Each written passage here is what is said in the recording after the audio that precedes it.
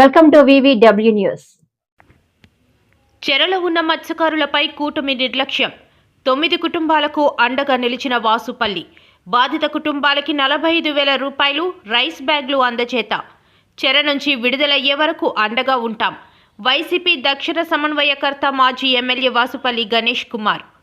బంగ్లాదేశ్లో చిక్కుకుపోయిన నెల్లిమర్లకు చెందిన 9 మంది మత్స్యకారుల కుటుంబాలకు ప్రభుత్వం తక్షణమే 5 లక్షల రూపాయల నష్టపరిహారం ఇచ్చి ధైర్యం, భరోసా కల్పించాలని మాజీ ఎమ్మెల్యే దక్షిణ వైసీపీ సమన్వయకర్త వాసుపల్లి గణేష్ కుమార్ డిమాండ్ చేశారు.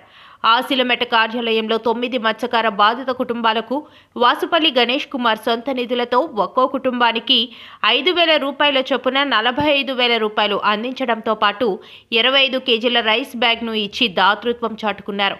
సాధక బాధలు తెలిసిన తోటి మత్స్యకారుడిగా ప్రభుత్వాన్ని డిమాండ్ చేస్తున్నానన్నారు.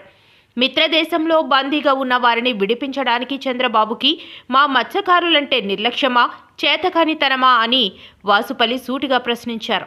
వైసీపీ హయాంలో శత్రు దేశంలో బందీగా ఉన్న 20 మంది మత్స్యకారులను పాకిస్తాన్ చెర నుండి విడిపించి ఫ్లైట్లో తీసుకువచ్చి ఒక్కో కుటుంబానికి 5 లక్షల రూపాయలు తక్షణ సాయం అందించిన మత్స్యకార పక్షపాతి జగన్మోహన్ రెడ్డి అని వాసుపల్లి గుర్తు చేశారు.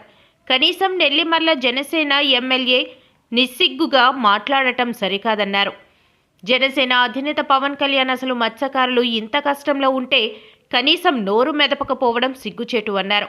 కూటమిలో ఉన్న భాగస్వామ్యంగా ఉన్న బీజేపీ కేంద్ర మంత్రికి చంద్రబాబు ఒక ఫోన్ చేస్తే సమస్య కదిలి ఉండేది.